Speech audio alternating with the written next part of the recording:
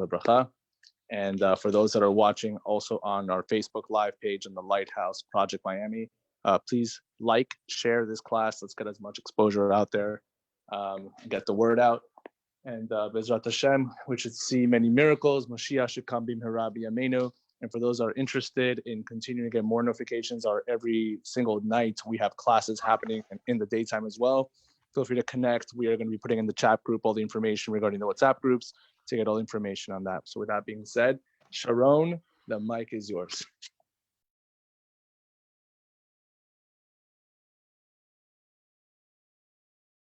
Of the Lighthouse Project as we continue our learning on Zoom. Tonight, we're going to deposit another installment of Basics in Judaism.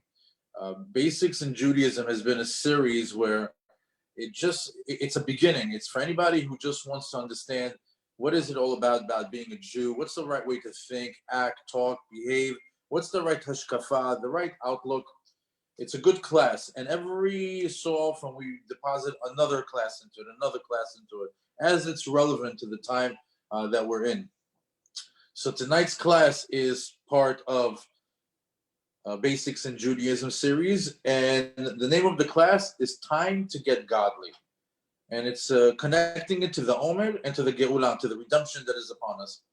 So before I get started with this very, very, very interesting lesson that we have tonight, I'd like to I'd like to dedicate this lesson to the Ilui Nishmat of David ben Zohara, Yaniv ben Irina, Shmuel ben Amuma, Rabbi Ezra Labaton. Also, I'm sorry, I forgot the last name. I believe it's Avraham Manfredi. And also we have Zecharia Avidar. And Be'ezrat Hashem, and Moshe Halevi ben Shoshana, and Be'ezrat Hashem, that they all have an aliyah. Be'ezrat Hashem, that also L'havdil, that the people that need refuah this time, that they have refuah shalema, and we all get to take advantage of the spiritual energy that's available to us in the month of Iyar. Iyar, as we know, stands for Aleph Yudresh, Ani Hashem Rofecha. This is a month of healing. Go to the doctors, go to the dentist, go start working out, start eating healthy. This is a good month to start that health tip that you should have been holding on for a very long time. And also there's a good spiritual energy to heal. And Be'ezrat Hashem, we wish that the whole world will begin its healing this month. Also, I'd like to dedicate this class to the Hatzlacha of Guy Ben Dina. Also, for Stacy Esther Bouton, and also it should be for Hatzlachat of Kol Am Yisrael, and for also special dedication to my cousin from Israel, that she have Bracha V'Hatzlacha Chom Asadeh Sigal Lankri. Okay, let's get started. As human beings, we process our daily lives and happenings in a very unique way. We all have different vantage points. We all have different the way we look at life. We are predisposed to a certain outlook, whether it's because of your, the way you were raised, the society, the environment that you're in, the social surrounding. We all have a way of looking at life differently. We did a class one time where we discussed about having macro vision, wide angle vision, and super wide angle vision. And just to touch it a little bit, because it is relevant to tonight's class, is when we say that somebody has macro vision. That means that they're looking in, they're very detail oriented, or either that or they're stuck on one thing. They're really focused on one item. When a person has a wide angle vision, or he's able to look at life at a bigger picture, doesn't sweat the small stuff. It's a wide angle view of life. And then sometimes there's also an additional way of looking at life, which is super wide, when you see everything from the beginning to the end and everything in between, and you're able to take a more calculated look and decision about things in life. Similarly is the outlook on spirituality. Similarly is the outlook when you're looking at Ruchaniyut, which is the essence of a Jew, the way you connect to your neshama. If you take a macro look at your spirituality, we can find a beautiful example of that in the month of Elul. What do we do in the month of Elul? It's all about teshuvah, spiritual accounting, soul searching. You're looking deep, deep, deep into your past 11 months. What did I do? How did I act? What was I wrong? How do I do teshuvah? That's like macro vision. We become very detail oriented in the month of Elul. If you want to take something more like a wide angle, we look at the month of at the Chag of Sukkot. And the Chag of Sukkot, Chag Sukkot, has another name. It's called Chag Asif, the holiday of gathering. Why would it be considered the holiday of gathering? Because typically Chag Sukkot happens during the time where the person already collected all his crops, he already sold it, he's sitting down in his sukkah, and he's thinking about, wow, what a great year. Look, I planted, I reaped, I sowed, and here it is, Rosh Hashanah, Kippur, here's Sukkot, we're sitting today. It's at the time where you sit down and you look, like at a wide angle light, let's look at the past year, how we passed it, both in physical and spiritual. But when you are looking at a super wide angle lens of life, that's when you're being cognizant of what life is really about, and especially as a Jew.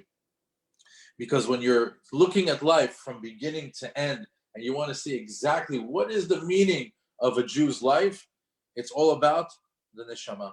It's all about spirituality. It's all about the neshama and its tikkun. And anything that has to do with the neshama, it has a very good partner that comes along with it, which is the Torah and the mitzvot. Anytime you want to do any sort of spiritual sustenance that you want to give to the neshama, it has to be through the Torah and through the mitzvot. And if you want to know, there's 613 ways that you can give it sustenance. Now, anybody who has a super wide angle lens on life is really concerned about the neshama, also knows that the whole tachlit, the whole tachlis, the whole bottom line of what life is about, it's about developing the closest relationship possible with the Creator. The closest relationship that you can have with God. That's what you're here for. Amongst other things. I don't want to just like pigeonhole it. That's like one thing. Amongst a million other things that are in life. But something that's very, very important for somebody who's spiritual is to develop a very, very close relationship with the Kadosh Baruch Hu. There's a word for it. It's called dvekut. But we're not going to go into it. But if you're in Hasidut, or if you hear about the people that are waking up at 3 o'clock in the morning, or people that are running off to speak to Hashem, or people that are running off to the forest to speak to God, or people that are going through these learning processes in order for them to get closer to Hashem. It's dvekut. That's if you have a super wide angle vision on life. Now, since we are so preoccupied with our daily lives, we have work, we got to worry about parnasah, putting food on the table, paying the electric, paying the mortgage. We have to worry about the wife being happy, the children being happy, taking care of them. Of course, there's career, there's education, a well-rounded life. There's a lot going on. Not to mention nowadays, the social life. Sometimes there's no time left for spirituality. Practically, most people will tell you that there's not enough time for Torah. There's not enough time left for God. All my time is spoken for. There's no time to connect to the Creator, which happens to be the purpose of every single human being on this planet, especially for the Jew. But, this is like the one question that people have abandoned. Who is God? What is God? How do I connect to God? But in reality, that's the essence of a human being on this earth. So our sages have always guided us on our spiritual journey. Baruch Hashem, we always have tzaddikim that let us know about these special times when we can tap into these special spiritual prime times. There's unique times during the year where spiritual upgrades are available to us. And it's up to us to get plugged in. It's up to us to take advantage of these spiritual prime times, to connect, to get upgraded, to upgrade our relationship with Hashem, and to upgrade our understanding of Hashem. Now, anybody who's on that journey, anybody who's on a spiritual journey, anybody who is really interested and getting to know God and God's ways, when these times come around, they get plugged in. They stay up late at night, they keep a holiday, they say special prayer. There's always these different things that people do in order to connect to these spiritual prime times. Now, we recently started one of these spiritual prime times, a special window of time where we can connect to Hashem, and it's called the Omer period. It's 7 days, counted 7 times, a total of 49 days, that comes to a culmination on the 50th day. And all this happens between Pesach and Shavuot. A 50-day envelope that has a lot of spiritual abundance in it. A lot of people think it's about counting the days. Yes, at first grade, second grade, third grade, we want to see if you can count up to 50 without losing a day. But after third grade, fourth grade, fifth grade, you got to understand that something else happens. So then they'll teach you about Rabbi Akiva, his students, everything that happened over there. But as you get older, you have to understand that there's more behind the scenes to these 50 days. A lot more. And if you're able to connect, you can get upgraded. You can get a spiritual upgrade. You can connect to Hashem more. You can understand more, but you got to put in the work. You have to put in the work. It's not that hard, but you have to put in the work. Now, where do we have the source that this 50-day period is so spiritually abundant? Well, you have to understand that, we just finished Pesach. So now that you finish the holiday of Pesach, you can understand, you can almost like live out the experience of the Jewish people. When the Jewish people left Egypt, between the time of the splitting of the sea until the time that they received the Torah by Har Sinai, it was a 50-day period. And you have to understand, the Jews at that moment were a slave nation. They were rough around the edges, and they needed to get polished up. They needed some tools. They needed some refinement from switching from a slave of over 2 centuries into what? A refined Jew that is worthy of receiving the holiest thing in the world, God's Torah. So we see that over here, it took the Jews a period of 50 days to get there. 49 days, and on the 50th day they received it.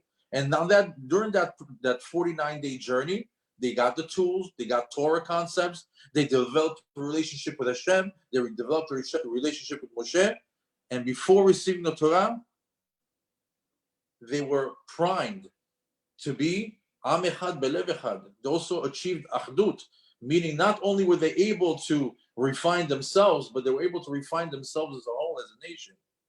And we know that whatever happened then is available now. Anything that happened in the past during these time periods is available to us now. We see that because every single year we keep tapping into the same energies that are around, because that's the spiritual energies that we're speaking about that are available to us at these times. Now, during this time, these 49 days of personal discovery of God's ways, they all culminate to this 50th day of Matan Torah, of Shavuot, where we receive the Torah again. Now you have to understand, you might get connected 1 year and you say, you know what, I'm really going to put in the work. I'm really going to go for it. These 49 days, I'm going to really work on my character. I'm really going to refine my character. I'm really going to work on my spirituality. And now Shavuot is going to come. Great. That was a great ride. And you get upgraded. You add some sort of ruchaniyut to your life. But if you go on that journey every single year, where you receive the Torah again, and you receive the Torah again, and you receive the Torah again, every year, by working on your character, by working on your spirituality, exactly during these times, you do get Matan Torah. Matan comes from the word matana. Hashem gives you the gift of Torah, because there's a lot that happens during these days that in reality upgrades you in the relationship with Hashem, and also upgrades you spiritually from the day-to-day. Now, each year as you go up another notch, in understanding, in connecting, in fulfilling the ultimate purpose, you always have to say to yourself, I'm always striving to get holier and holier and holier, but somewhere along the line, between what the rabbis are telling me, between what the books are telling me, what is the ultimate purpose? What is this ultimate tikkun that I'm looking for. So sometimes even when people are on a spiritual journey, they'll lose their way because they don't even know why they're on it. Oh, I need to connect to God. Why? Who? Where? When does it start? There's no beginning and there's no end. Sometimes people are just thrown into it and they just almost have to fake it until they understand what it's all about. That's why in Basics in Judaism, this series, we try to understand where everything stems from. Where did this start that we have to connect to Hashem? So for that, we're going to go to the beginning. We're going to go to Bereshit. If you go to Bereshit, the beginning of time, if you go to the first Perek, and if you go to Perek Aleph, Pasuk Chavav, the 26th Pasuk, very, very interesting. I've learned this Pasuk so many different ways, but for this class, we'll learn it in a different way as well. It says, Vayomer Elokim na'aseh Adam, betzalmenu kidmutenu. And Hashem says, let us make man in our image, after our likeness. In other words, Hashem says that we should make him betzalmenu, in our image, kidmutenu, in our likeness. Now, it's very interesting. Hashem is saying, I want to have a creation in this world that is in our image and in our likeness. Rashi lets us know that he's talking there to the angels. Rashi also says that it could mean that he's actually talking to himself, that he's having like a thought, or he's just being, he's having derech eretz, where he's just talking to the angels that are around him, because we know that Hashem is surrounded by angels in the heavens. Nevertheless, there's a creation on this planet that is very, very similar to Hashem in the heavens. And it says, Betzalmenu kidmutenu. Rashi continues to explain, what does it mean, kidmutenu, in our likeness? Lehavin, lehaskil. To understand and to reason. You have to understand that some of these basic words actually define us as a race. Kadosh Baruch Hu created us, a being that understands and reasons.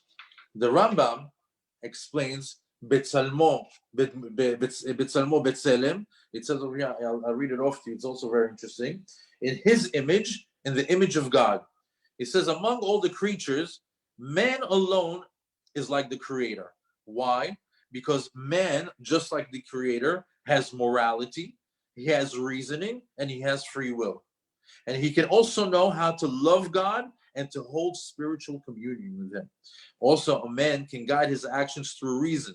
It's a sense that this is what's been the Hashem created in his image and his likeness. In other words, the man, he can love, he can know, he can have reasoning, he has free will, he has morality, and he can become a spiritual being, and he can hold spiritual communion with Hashem. He can connect to Hashem spiritually. Now, that's the start of the human being. When the thought of Adam Arishon was part of creation, was let's make him in a way where he'll be like us and he can connect to us, like the angels in the heavens, but more likely to Kadosh Baruch Hu. As a matter of fact, if you ever wonder why Adam is called Adam, the word Adam is actually derived from the word Adama. Adama means ground. And why would Adam be called Adam? Because he comes from Adama. He comes from the ground. So because Adam comes from the ground, he called him Adam. However, if you know anything about the ground, you know that it has a unique power. The ground, you can put a seed into it, deep into the ground, and you come back maybe after a week or two or a month or a year, and you see that things begin to grow out of the ground. The nature of earth is that you put things into it and they grow. So the reason why Adam is called Adam, because his purpose is to grow. His purpose is to flourish in the world.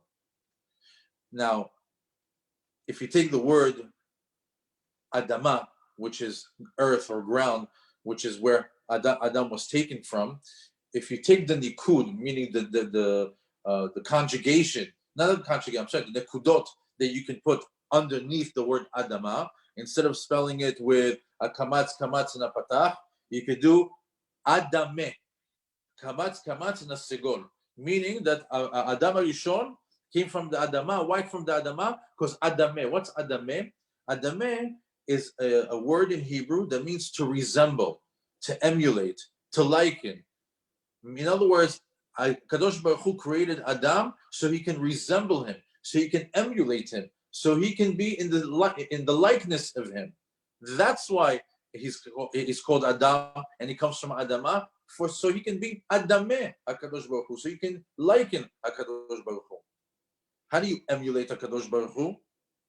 Well, just because we were just discussing right now that we're in the time of the Omer, and we're talking about different levels of understanding the Omer. We just understood that during the Omer period is the time that the Jewish people were traveling in the desert and they were upgrading themselves spiritually in order to connect to HaKadosh Baruch Hu and to merit the Torah in the Chag of Shavuot. However, there's a deeper understanding to the Sefirot, to Sfirat HaOmer. And on a Kabbalistic level, is that you might not be familiar with, is that the Omer has the Sefirot. The Sefirot, every time you say that, it's, it's Kabbalah. Kabbalah, there's 10 Sefirot, 3 on top, 7 on the bottom. I myself don't know too much about it, but I know enough to understand the Omer. So if you ever want to understand what is the 10 Sefirot, the 10 Sefirot are the 10 emanations. In other words, there are 10 ways that Hashem runs the world. It's almost like 10 character traits of a Kadosh Baruch Hu. For example, it's the way that Hashem runs the world, or the way that Hashem reveals himself and his ways through the Sefirot. And I'll give you an example. Here. For example, you have over here on the right side Chesed, right? On the left side, Gevura. In the middle, Tiferet. This is a basic example that I like to give in a lot of the classes. On the right side is Chesed. That's kindness. Okay, that's one way that Hashem runs the world. He runs the world by Chesed, benevolence, kindness, acts of kindness. The other side of it is Gevura, strength. You're strict, dinim. And then there is the Tiferet. Tiferet is the middle. What is it? It's Chesed and Gevura together. It's when you're able to do Chesed, but you also be able to control your Chesed. In other words, too much Chesed, too much good all the time, that's not going to work. Too much din, too much strength, too much strict judgment, that's not going to work either. But a combo is working. A combo works. That's Tiferet. So during the Omer, we have 7 weeks, and each week is dedicated to these Sefirot. So we have Chesed, Gevura, Tiferet. You have Netzach, Hod, Yesod, Malchut. You have all these different Sefirot that Hashem runs the world. So the first week of the Omer is Chesed, and you begin to explore Chesed Sheba Chesed, Gevura Sheba Chesed, Tiferet Sheba Chesed. There's all these different attributes that Hashem runs the world, and it's up to us to discover those different attributes in ourselves. Why? When we discover it in ourselves, we begin to emulate HaKadosh Baruch Hu. That's on a higher level. I'll give you an example. I've had this app, I think maybe for like 4 or 5 years. I'm not going to do today's because I didn't count the Omer yet. But let's say, for example, yesterday, which was the 18th day of the Omer, we are already in Netzach, right? Netzach is victory. So if you want to discover yourself through the character trait or the Sefirah of Netzach, of HaKadosh Baruch Hu, so it says Netzach, which is Netzach of Tiferet, it's endurance and compassion. Do you know how your endurance and compassion is? Do you even know what that means? So they give me a few questions. Is my compassion enduring and consistent? Or do I have the capacity to be compassionate even when I'm busy with other activities or only when it's comfortable for me? You know what? I don't know. Let me ask myself that question. And you start to discover yourself. and you start to discover different ways, of who you are, or at least you know how Hashem is running the world. They have another. Am I ready to stand up and fight for another? I don't know. I never asked myself that question. And you sit down every single day, and each character trait of a Kadosh Baruch Hu is pondered upon, or you're delved into it. And by doing that, not only are you asking yourself questions and giving yourself answers and discovering yourself, but at the same time you're discovering how Hashem runs the world. Having said that, should you do this type of work during the Omer, especially now, it has a tremendous se'ata d'shmaya for a person to upgrade his character, to upgrade his midot. Chazal tell us anybody who puts the work in to upgrade their character during this time, it's as if he would spend 2 or 3 years outside of this time. It would take him that long to do it. I mean, anybody who's going through any sort of struggle, if you're going through any sort of emotional torment, or if you need some self-care, or if you just can't afford, psychiatrists or any sort of fancy doctors, this is a good time to sit down and see if you could fix yourself through the Sefirot, through the Omer. Now, all this is to help you to emulate and to resemble Hashem's ways. Ironically, just to go back to the word Adama, if you take the word Adama, that we said also can be read as Adameh, which means the man was made from the ground in order for him to grow. Adameh, in order to resemble a Kadosh Baruch Hu. If you take the numerical value of Adama or Adameh, it's Aleph, Dalet, Mem, Hey. Aleph and Dalet is 5. Mem is 40, that's 45. You add the Hey, 50. Adameh, you want to resemble Kadosh Baruch Hu, go through the 50-day process. Go through the 50-day process, and you'll be able to resemble Kadosh Baruch Hu. You'll be able to emulate his ways. Now, this process that we want to achieve to be in a godly state or to emulate God, this is intended from the time of Bereshit. We just 26 Pesukim into the beginning of time, and we see that it says over there, Kitmutenu, let him be like us. Let him emulate the ways of God. But Chazal tell us that during the Omer, they've given us also a blueprint how to emulate God. Even though that us on our own, sometimes it's very difficult because we get so caught up in our daily lives. Chazal knew that at one point in existence, we're going to need help. And the help that they gave us a blueprint of how to get there. And ironically, we are using it during this 50-day period. They could have asked us in any other time to take this Mishnayot and learn them. It could have been during Rosh Hashanah. Here, start the new year. Let me show you what's the right way. It could have been maybe in Chanukah or any other time.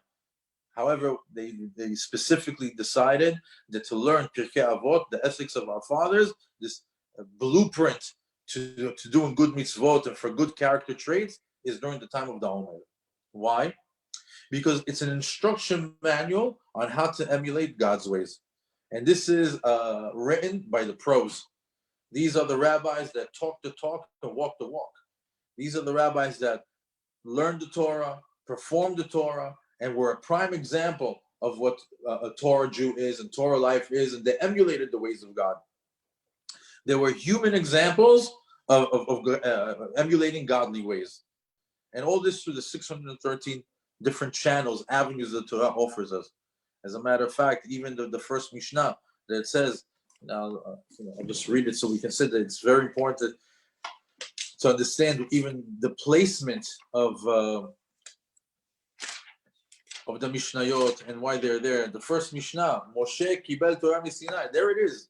The ways of our fathers, you should know. It all started where? On top of that mountain.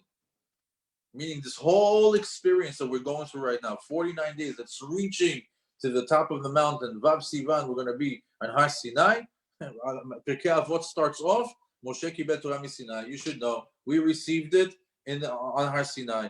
Moshe gave it to Yoshua, gave it to Yoshua, Yoshua gave it to the elders, elders gave it to the Nevi'im, Nevi'im gave it to Anshiknes Geula, and they passed it on and on and on, all the way to here today that we're all learning here. Who doesn't have Pirkei Avot in his own? Who's not learning it? And why? It's a blueprint. Let me show you what's the right way to connect.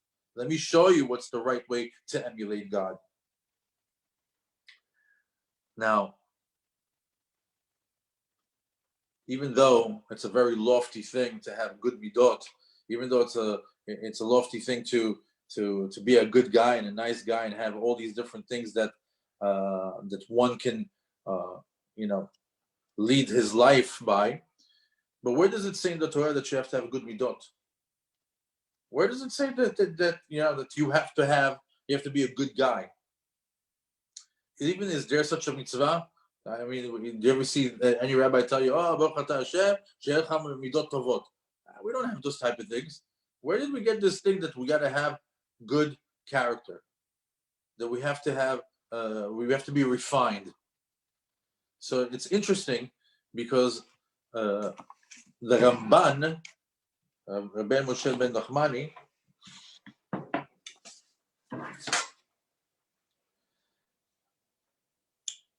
has a beautiful explanation. If you go to Devarim and you go to the 6th perek on the 18th pasuk, so Devarim Vav, 18th pasuk, it says something very interesting. The Ramban says the pasuk that reads Ve'asita hayashar ve'atov be'eneh Hashem. There's more to that pasuk, but it's not relevant to the learning for the moment. It says, and you shall do what is upright and good in the eyes of God. You should do what's fair and upright and good in the eyes of God. And from there, the Ramban derives that we need to have midot tovot. In other words, what's fair and good and upright in the eyes of God? Well, we know. I'll just give you a small sampling so we can understand it.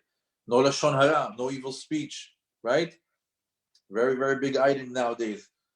We see that a lot of rabbis have pointed the finger at the pandemic, at the fact that we didn't cover our mouth. We're speaking about each other or social media. Everybody, you drop one line, thousands of people see it. That the lashon hara is on a wholesale level. So no lashon hara, right? That's a good midah, not to have evil speech. How about no revenge? No taking revenge on people, not to bear a grudge. That's some of the good midot that our Torah tells us about. Don't remain passive when a person is in danger. You see somebody in danger, you can just stand there, which is nowadays incredible, because nowadays when somebody's in danger, they don't stand there. No. They take out the phone and film it. It's different. It's an upgrade. That's our generation. Back in the Torah tells us from 2,000 years ago, somebody's in trouble, don't be passive, go help him. Somebody needs your help, his donkey has a massive load and it's about to fall, he's your enemy, go help him. It's a mitzvah in the Torah. Nowadays, if somebody's in trouble, take out the iPhone, film it, sue later. It's incredible. Stand up in front of an elderly person. That's a good midah, right? To give respect to the elderly. We don't have that nowadays. The elderly are like they've become a burden on society. It's gone to the point that the minute a person passes their 65th birthday, they're shopping around for a home. Where are they going to be? 65, 70, 75. Back in the days, the elderly, everybody would go to them because they were the most knowledgeable. They had the most life experience. They were the most well-respected. You came to them they had the most honor. Where are the elderly today? Where are the elderly today? The Rambam says, "V'asita yashar v'atov b'nei Hashem." You have to do what's fair and good in the eyes of Hashem. In other words, I just gave you like 4 sampling of some basic mitzvot that makes sense to everybody. What's fair and right and what's fair and good in the eyes of Hashem, simply put, is the 613 mitzvot that are in the Torah. That's what's fair. That's what's right.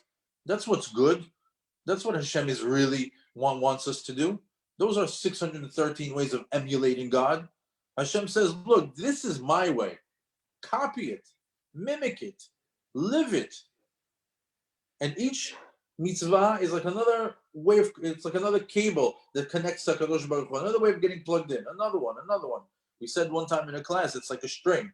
You know, you take one string and you connect it to yourself, and then you connect it to HaKadosh Baruch Hu, and another one. By the time you have 60 or 70 or 80 strings, it becomes like a little bit of a rope. If you did 200, 300, 400, a really thick rope, and it's going to be very hard to get that to rip that connection. Hashem gave us 613 ways to connect Him. 613 ways to learn how to emulate Him. How to become godly. You know, Moshe Rabbeinu was once very curious, and he wanted to get to know Hashem better. It's a very interesting story. After the Chet of the Egel, you have to imagine this. Here it is. Moshe Rabbeinu gives the Jewish people on top of Har Sinai Torah, the Luchot HaBrit, written by the hand of God. And he's telling them, I'm going up for 40 days and 40 nights. I'm going to get you the full version. I'm going to go write it down on paper and bring it down. And when he comes down after 40 days, he finds that they turn into idol worshippers. They worship a golden calf. And it angered Hashem. It angered Hashem to the point that he says, I'm ready to get rid of all of them. Let's start over. Let's press the reset button. How about I start over with you? Just you. You're my favorite. You're the best. You listen to me all the time. I have no issues with you. I have no problems with you. Look at us. We just took him out of Mitzrayim. Just what? Just what? 50 days ago, 60 days ago, 100 days ago. Look at, if you do a 100-day report card, they complain, they cry, they didn't learn Torah, they did idol worship, Avodah Zarah, Gilu Arayot, all these different things, murder, so many different things happened in the camp. Let's start over. What does Moshe Rabbeinu say? With all due respect to Kadosh Baruch Hu, if you want to start just with me, just erase me from your book.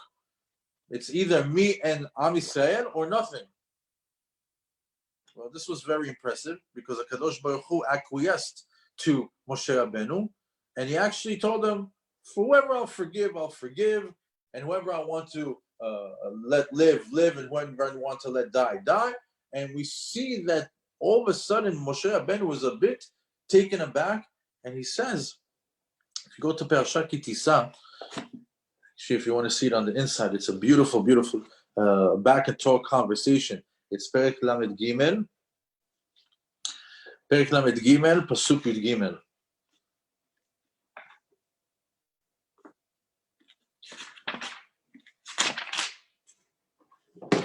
Moshe tells HaKadosh Baruch Hu,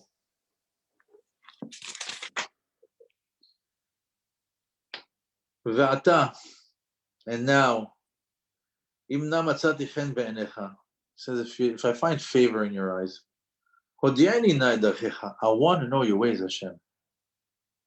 I want to know your ways. Ve'edacha, he says, and I want to understand you. He says, I want to understand your ways. In other words, even Moshe was taken a bit back. He says, look at this this nation over here, splitting of the sea, 10 makot. Hashem gave them a rolling rock of water, gave them the man from the heavens. He's protecting them with the clouds. He's giving them the Torah. They worship a golden calf, and he forgives them. He says, Hashem, I need to know you. I need to know you. I need to know you better. Please.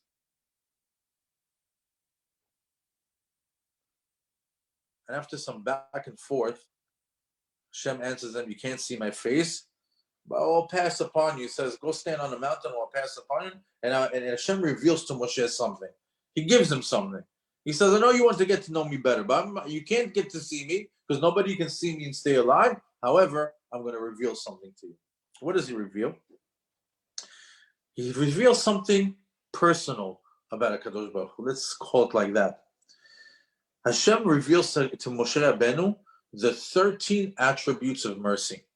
If you go to Perek Lamed Dalet and go to Pasuk Hey through Zayin, It's over there. And this is what he tells them. I'll read it off. Hashem came down in a cloud, and he stood over there, and Hashem passed upon his face, and he said, Hashem, Hashem, El Rachum v'Chanun, El Chapayim v'Chesed v'Emet, Noseh Chesed Alafim, Noseh Avon v'Pesha v'Chata v'Nakeh. This is, if you know, this is in our daily prayers. We say it every day. The 13 attributes of mercy. It says, Hashem, God, the compassionate and gracious, the one who's slow to anger, who is abundant in kindness and truth, the preserver of kindness for thousands of generations. All these different qualities of HaKadosh Baruch Hu, and he reveals it to Moshe Rabbeinu. That Hashem's 13 attributes of mercy. And I want you to know that once Moshe Rabbeinu understood the Yud Gimel Midot, he used it over and over and over and over again. Every time that the Jewish people got into a bind, every time that they got into a problem, what was Moshe's prayer? Hashem, Hashem, Rachum v'Chanun, Chapayim v'Chesed v'Emet. That was his prayer. That was his secret prayer. And don't think that we have not continued in his way. As a matter of fact, we don't stop saying it every day. We don't stop saying it on the holy days. Rosh Hashanah, Kippur, Aseret Yemei Teshuvah. Forget it, in Kippur we say it, I think, 26 times. We open up the Hechal. Why? Constantly, we're saying, Hashem, remember what you revealed to Moshe Rabbeinu. Remember how you revealed to us your 13 attributes of mercy. You revealed to us who you are. Reveal to us that these are your character traits. Because you revealed it to us, we want to remind you that this is who you are and to have mercy on us. But at the same time, it's time for us to also learn those 13 attributes of mercy in order to become godlike or godly or to emulate God, just like he first intended for us from the time of Bereshit. Now, when Moshe received this big secret on how to appease Hashem, on how to nullify decrees, and how to stop plagues, and how to invoke mercy, we were giving this formula. We've been repeating it for millennia. Always beseeching Hashem for mercy, for forgiveness. It's interesting because even though that we see that these 13 attributes of mercy are revealed in Parashat Ki Tisa in the Chumash, ironically, they repeat themselves somewhere else in a different language. It's also in our prayers in the morning, but it's also famously known in a book called Tomer Devorah. In the book of Tomer Devorah, Rav Moshe Cordovero, the author of the Shulchan Aruch, I'm sorry, not the author of the Shulchan Aruch, lived during the times of the Arizal, around that same time in Sfat, wrote a book called Tomer Devorah, which talks about the end of the book of Micha. If you look at the book of Micha, it's not a very famous book. Not too many people have learned it. But in the end of Micha, there's a group of words that reveal to us that the Yud Gimel Midot, the 13 Midot of mercy, that are 13 attributes of mercy of HaKadosh Baruch Hu, are available over there as well. In other words, even though you can learn it from the words in Sefer Shemot, Micha tells us this is God also. What is God? Mi el kamocha, nose avon, v'over al pesha, l'sherit nachalato, lo yachzik la'ad apo, ki chapetz chesedu, yeshuv rachamenu, yichvosh avonotenu, v'tashich b'mtzulot yom kol chatotav, titen emet le'Yaakov, chesed l'Avraham, asher nishbat al avotenu, mi mekedem. All those, if you read that, all the 13 attributes are there. For anybody who wants to know a deeper understanding of that, read Tomer Devorah. He goes into each one. Or if you want, Rabbi Mansour did an amazing, I think like a 20 or 30 part series about Tomer Devorah. He really breaks it down nicely over there for anybody who wants to listen to it. But I'm only going to give you a sampling. The sampling of the first one. In other words, to make you feel What does it mean to emulate God? Obviously, there's so many different ways, right? There's so many ways. There's 613 mitzvot, right? There's all Pirkei Avot. Oh, there's the 13 attributes of mercy. Oh, now at the end of Micha, I'm overwhelmed. I'm overwhelmed. How can I become godly? There's too much work. Well, let's start off with one. Only one. Let's start off with Mi El Kamocha. Let's learn something about God and see if we can emulate him, if we can be like him, if we can be godly, or if we can resemble the ways of HaKadosh Baruch Hu. Mi El Kamocha literally translates, who is like you, God. Who is like you? So obviously we know that nobody's like you. Nobody's like Hashem. Nobody has those powers. Nobody has that the abilities of God, right? He's the creator of the world. Our tiny minds can't even understand it, can't even grasp it. And I remember when I was younger, when I would think about God, it would get to a spot where I just couldn't get there anymore. I couldn't understand past my understanding. I needed more knowledge. And really, it was a search for many, many years. And the only time that really my mind began to open up, now I can maybe begin to understand, is when I started to learn Torah. Only Torah opened up my mind to understand God. But without Torah, it's very, very, very hard to understand. You hit a wall. You hit a wall where, you know what, he's in the heavens, or he's here, he's not here. I'm disconnected. I don't care. Let me turn on TV. Let me go outside. Let me do this, let me do that. You become materialistic. You become in the world of chomriyut, ruchaniyut, where spirituality doesn't interest you anymore because you get stuck. But if you have interest in spirituality and you go to the Torah, it opens it up for you. Just like I'm going to try to open it up for you right now with Mi El Kamocha. What's Mi El Kamocha? I'll take one story from Rabbi Mansour, and then I'll give a couple more stories just to open up this concept. Rabbi Mansour tells a story of a guy who decided to get married in the courtyard of the building. In other words, there was a building. In the middle of the building, there's a courtyard, and decided that they were going to do the ceremony right in the middle of the garden. So they were setting up, and after a while, they realized that they were missing a few things. So they come and they knock on the neighbor's door, and they say, we're missing the stereo. We want to have music. Can we borrow your stereo so we can play music? He tells them, yeah, sure, no problem. Here's my radio. Bring it back when you're done. Beautiful. Mesamech takala, mesamech hatan. Such a beautiful thing. Then they come to him to come back again. Oh, you know what? The electric is too far. Do you have an extension cord? Maybe you have an extension cord that we can borrow. He says, yeah, actually, I happen to have 2 extension cords. We can tie them together, put it in, and you can use it.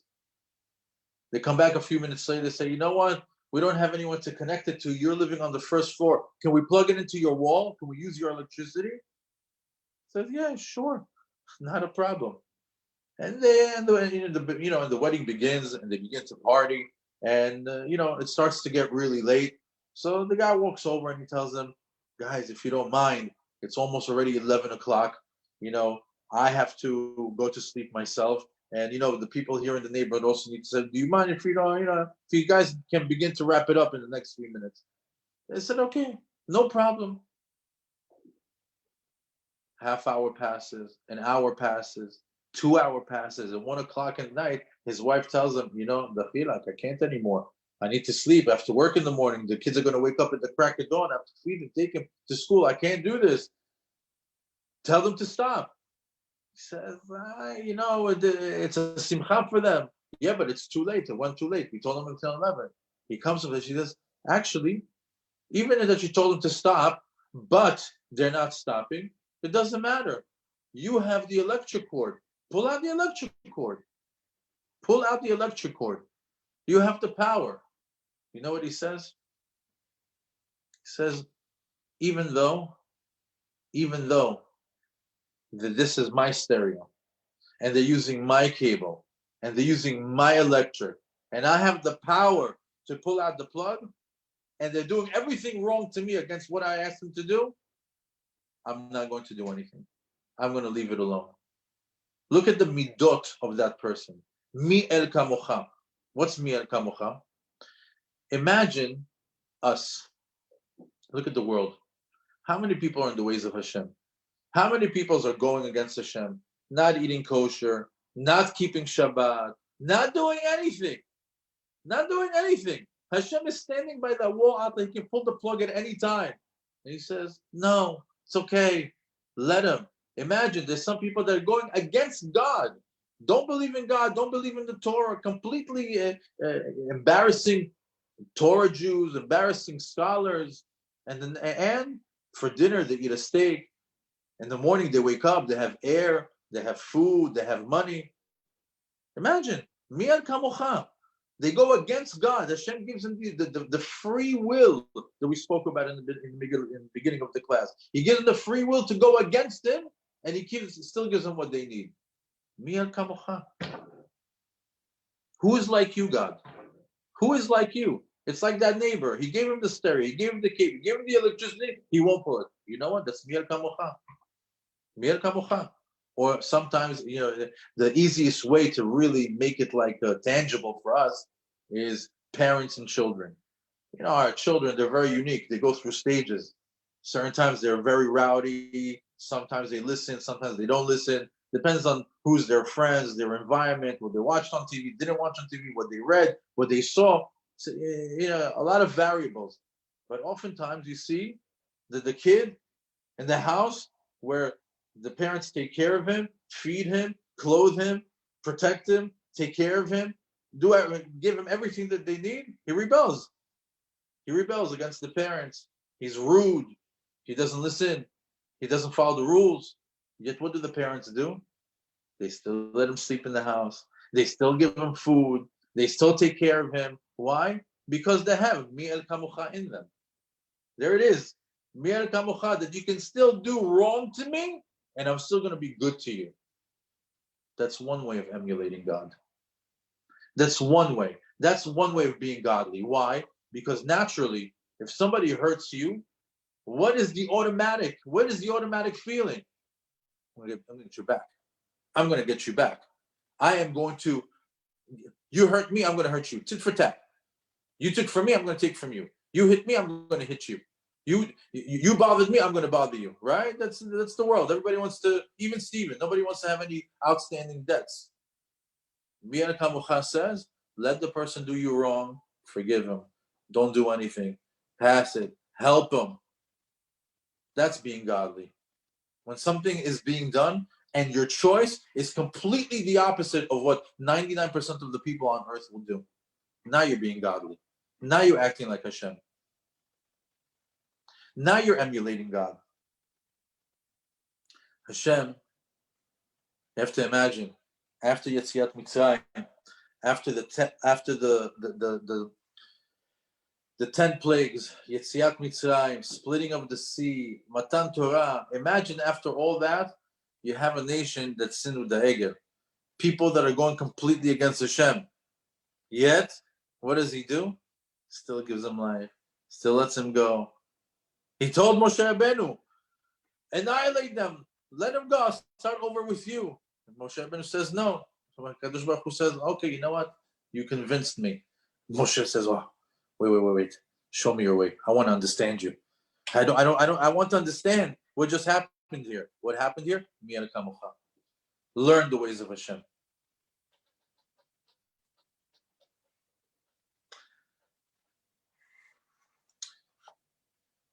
Now, I want to let you in on a secret that there is someone that has the capabilities to emulate God. I know it's a very far away thing that we all say, oh, how can I emulate God? How can I be godly? How can I ever get to that level? Well, I want you to know something very, very interesting. A while back, I saw a beautiful lesson from a rabbi in Israel called Rav Yitzchak Cohen. Does very, very interesting classes. For anybody who speaks Hebrew, he has very long classes, like 3 to 6 hours each, but he really unfolds it. And he did a beautiful lesson about hybrid creatures in God's creation. And he says that there's 4 basic life forms. I'll just give you an introduction to who this godly person is. He says there's 4 basic life forms. There's the domem, tzomeach, chai, medaber. Domem is the inanimate. Tzomeach is the vegetation, like plants and trees. Chai is a living thing, like an animal. And medaber is the speaking, is the human. So you have inanimate objects, vegetation, animal, and human beings. Those are 4 different types of creations in the world. But he says, in between each one, there's a hybrid creature. In between domem and someach, there's one creature in the world that is in between both of them. In other words, in between a rock and a plant, there's a creation in the world, there's an in between them, like a crossbreed. So what's in between domem and someach? In Hebrew, it's called an almog. What's an almog? Coral. Coral, or coral reefs, as you see them in the oceans, they're rocks, but they grow like trees. They grow like a plant. They're a hybrid in between a rock and a plant. God has that in his creation. If you take now the plant, which is the tzomeach, and the next one up in the ladder, which is chai, which is the animal, what is the hybrid creation between tzomeach and chai? So the rabbis tell us it's the mandrake plant. In the Torah, we find it as the dudaim. What's the dudaim? The dudaim, we know it as the famous little, plant or fruit that the woman would take to help him get pregnant. In the story of Leah and Rachel and Reuven, that he took the dudaim and he gave, and they did a trade-off for it. But the dudaim, if you have a chance to go back and listen to that lesson that we did, it's called God's Hybrid Creatures. You can find it on Facebook and on SoundCloud. Very, very interesting over there. It's a little bit longer and a little bit more, a lot more stories behind the scenes. But just for right now, this mandrake plant is a plant that is also a person. It's called Anshe Sadeh, or like an animal. There's a lot of references to it in the Torah, and there's a lot of references to it in Chazal, and a lot of references for it in Midrashim. There's also reference to it in Harry Potter. If you ever saw that plant, that when they pull it out, it screamed, that's the mandrake plant. That's where they got it from.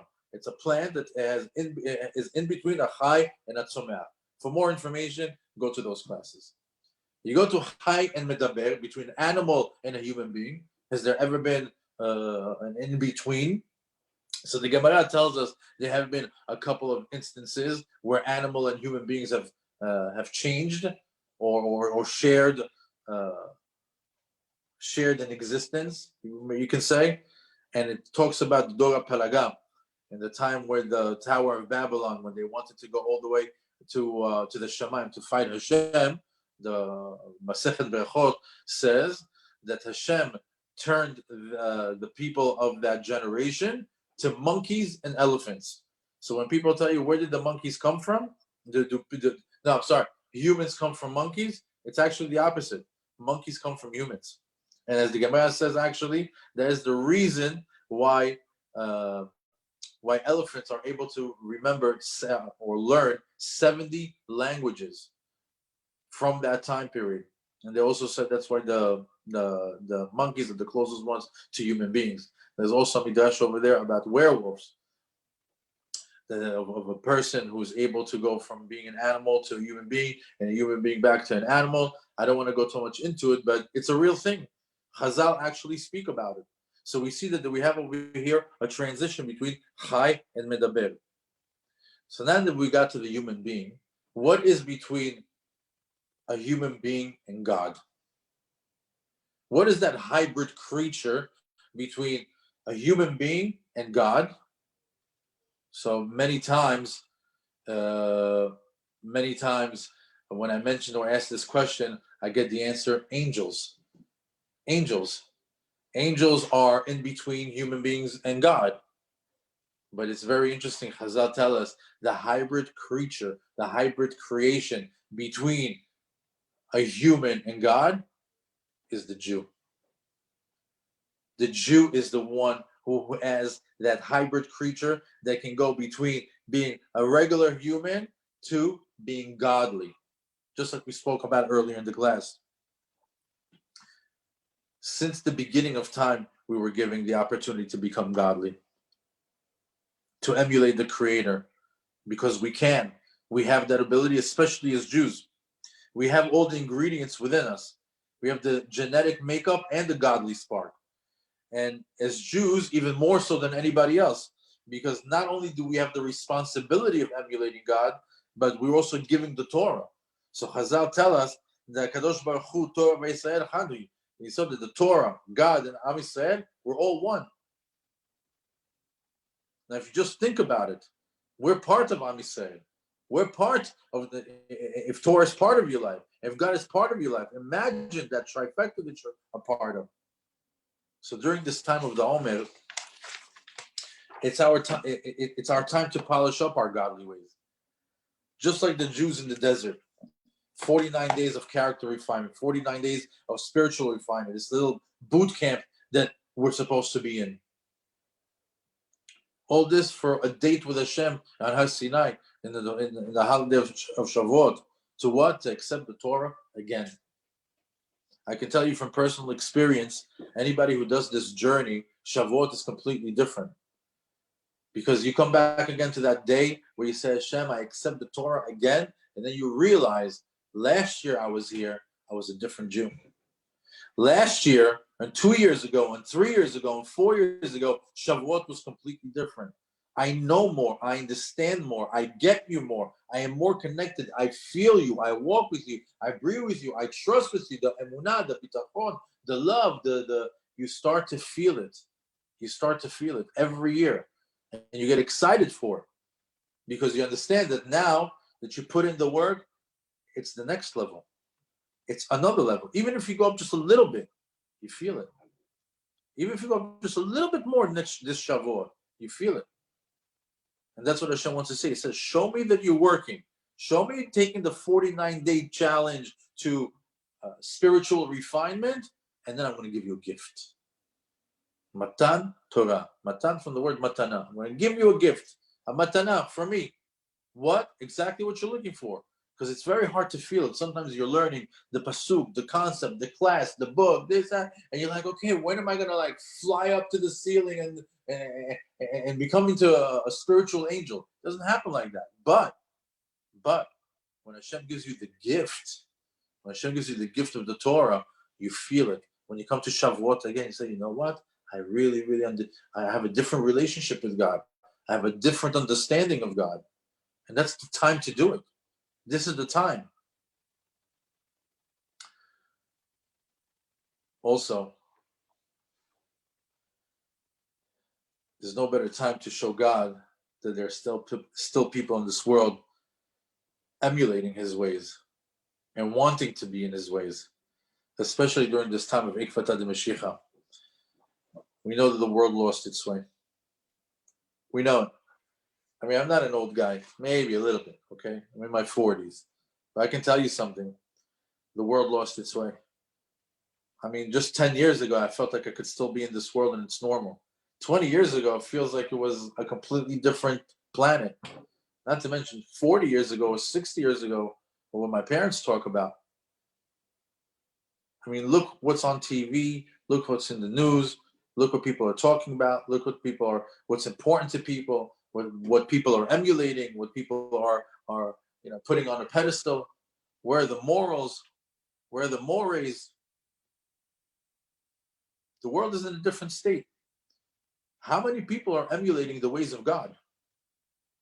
So comes Shavuot, and come this tiny group of people that say to Hashem, Hashem, we want to be like you. We are like you. We keep the Torah. We find different ways to connect to you. We find different ways to show you, to show our family, to show our children, to show the world the ways of God. It's our duty as a Jew. Not to mention that, we have to keep tying into what's going on. We say it's time to bring the honor back to Hashem. Bring the kavod back to Hashem. No better time than in the time of Shavuot, when you tell Hashem, I did a 49-day crash course on how to be like you. And now that I understand you a little bit better, I come to give you a king. You are my king. There's no question. You're my king. You're the king of my family, king of the world. The world needs that right now. Needs Jews that will crown Hashem as their king. The world needs Jews that are emulating God. About 4 weeks from now, the Jews are going to crown the king. On Shavuot, we accept Hashem and the Torah. Again, it's not just a passing day on the calendar, but it's a day that you prepare for 50 days. You have to understand, there's not too many things that you prepare for, like Shavuot. Maybe, a woman prepare for their wedding. Maybe certain people prepare for graduation. But this is different. There's almost nothing on the calendar that we prepare for 50 days. I mean, before Pesach, we learned 30 days of halachot. I would say sometimes we do 40 days of the Teshuvah season. But 50 days of just learning the ways of Hashem. Just to discover or rediscover our connection to God. And according to our effort during this time period, is how much Hashem will upgrade you spiritually on Shavuot. You put in the work this time. You put in the work during these few weeks. According to how much work you put in, that's how much upgrade you're going to receive in the holiday of Shavuot. So what time is it? It's time to get godly. We were created for it. We were chosen for it. And we'll be redeemed by it. Hashem is looking to see who's going in his way. This is the time, the Ikveta de Mashiach, Hashem is coming to see who is in the ways of Hashem. There's no bigger period to highlight the fact that we need this the spiritual enlightenment, refinement, this character refinement, that you walk around emulating God's ways. There's no better time than now. Or than typically now during the time of the Omer, we do it in order to get to know Hashem better. But now when we're feeling the Ikveta de Mashiach, Hashem is looking for that. Hashem is looking to see who is in my way. This week's parasha, it's very interesting. It's Achremot Kedoshim. If you can just explain those two words, if you literally explain Achremot, after the death, Kedoshim, of the holy. After the death of the holy. And we're in the month of Iyar, the month of healing. It's starting to feel like things are going to change.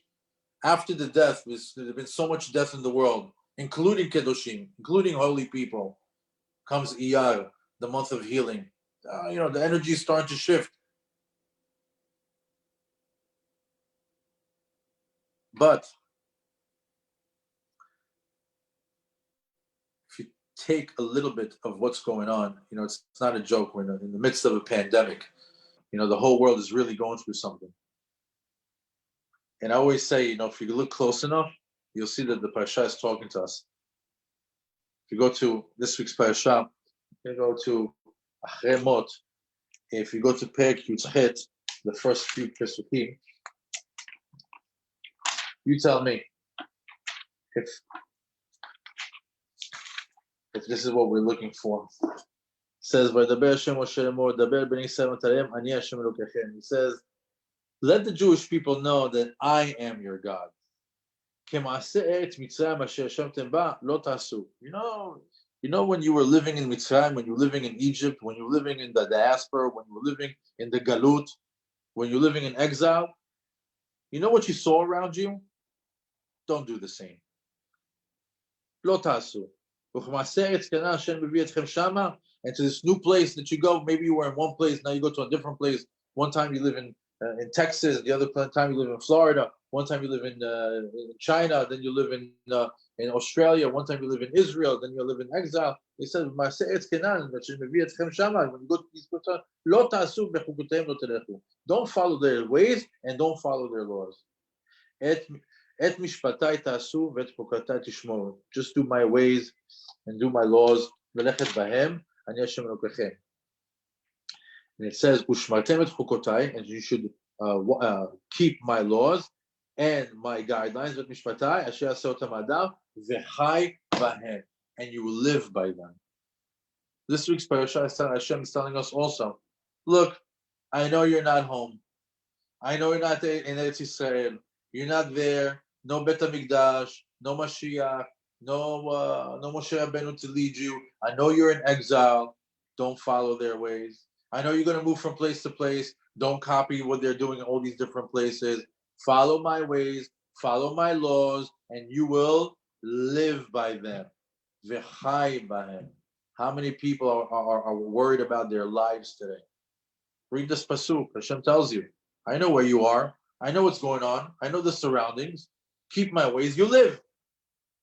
Don't keep my ways, it's going to be different. Not that we know, Dinei Shamayim. We don't know. We don't know what's going on. We don't know the dinim of what's going on.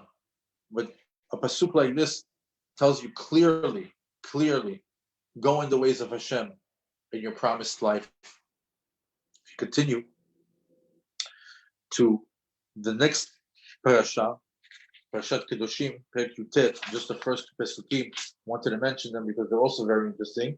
It says, Daber el kol adat bnei Israel. Hashem is telling Moshe, go speak to all of Am Yisrael, v'amata lehem, and tell them, Kedoshim tihiyu, be holy.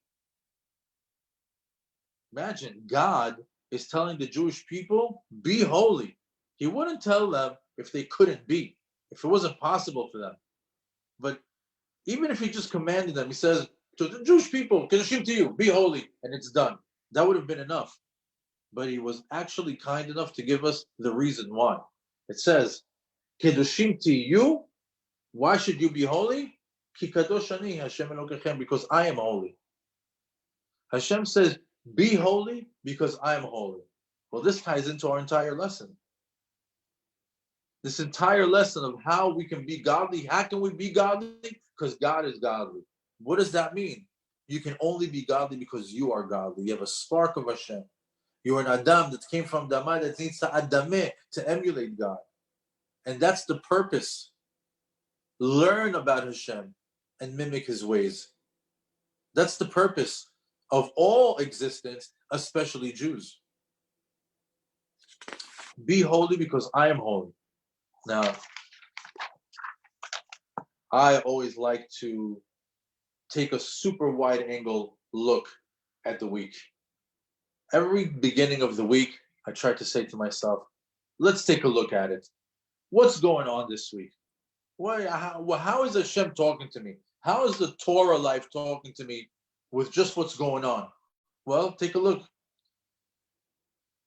You're in the middle of Ikvita de Mashiach. Okay, so right away you're in that mindset, okay, Mashiach, okay?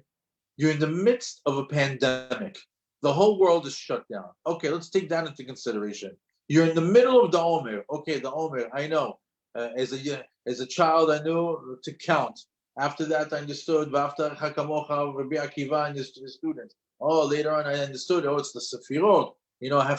It's the way Hashem runs the world. And each day, Hashem is teaching us a different type of facet of how he runs the planet. And I need to learn that. Oh, but it's also a 49-day journey, a 50-day journey of character refinement in order to what? To prepare myself for Shavuot. Okay, that's going on also. And then it says over here, Chemot Kedoshim. Then I see Hashem is telling us all the different ways to connect to him, how we need to be holy. Okay, let me add that as another layer. And then not to top it all off, every single week, everywhere I go, Pirkei Avot, the ways of the fathers, the rabbi is telling us, this is the way. Look how we did it. Look what we learned. Look how we lived. And with all that, Hashem is saying, go in my ways. Go in my ways. Everything that is going on right now is telling you, go in my way. The time has come to go in my way. Emulate my characteristics, just like in the Sefirot. Follow the path of the fathers, like in Pirkei Avot. Be holy. Why? So you can live. Such a precious commodity right now, life. Don't copy the nations. It's going to be the cause of your demise. Prepare yourself to crown the king. Again.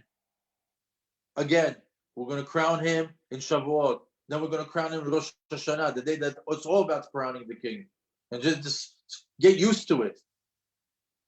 Start understanding it's about crowning the king for real. You have to feel it. You have to mean it. You have to get to that en od milvado status in your mind. Constantly. It's you Hashem, only you Hashem. That's it. I understand. The whole world is forgetting about you, not me, not my family, not my community, not us. Eventually we say, all of us holding hands together, not us Jews. We won't forget Hashem. We won't let ourselves forget, and we won't let the world forget that there's a creator and you are the king. En od milvado, start living it. It's time to get godly. Not just for the Omer, but for the ultimate Geula. Hashem varich otchem, sameach otchem. Thank you for listening, and hopefully we will be able to take advantage of this time period that we're in for spiritual and character refinement, so we can be better people in our homes and in our communities, with our friends and with strangers. But overall, so we can be more of a refined character, so we can get closer to Hashem and to understand Hashem, and to also be able to actually live our purpose of what? Of connecting to HaKadosh Baruch Hu, the dvekut that all the tzaddikim are looking for. B'ezrat Hashem, that we all merit to it. Shabbat shalom. Okay.